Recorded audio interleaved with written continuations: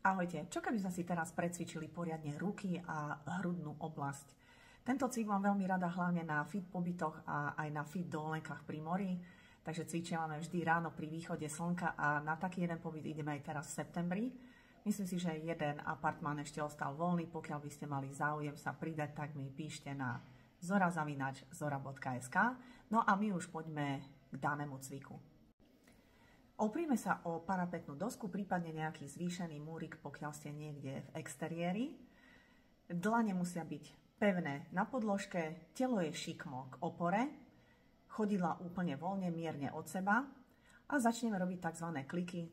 To znamená, že priťahovať sa hruďou čo najbližšie k tejto opore. Vždy, keď ideme hore, tak je výdych a s nádychom ideme smerom dolu. Urobíme to niekoľkokrát, možno 5-10 krát, a potom ostaneme čo najbližšie k opore v takej statickej polohe niekoľko sekúnd.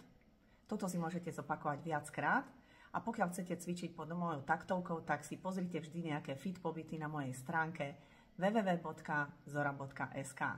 No a nezabúdajte, že telo potrebuje nielen pohyb, ale aj výživu. Pokiaľ nemáte tú svoju najobľúbenejšiu alebo správnu, lebo si myslíte, že to nie je to najsprávnejšie, tak choďte takisto do mojeho e-shopu na www.zora.sk a nájdete si ten správny doplnok výživy. Ostaňme zdraví.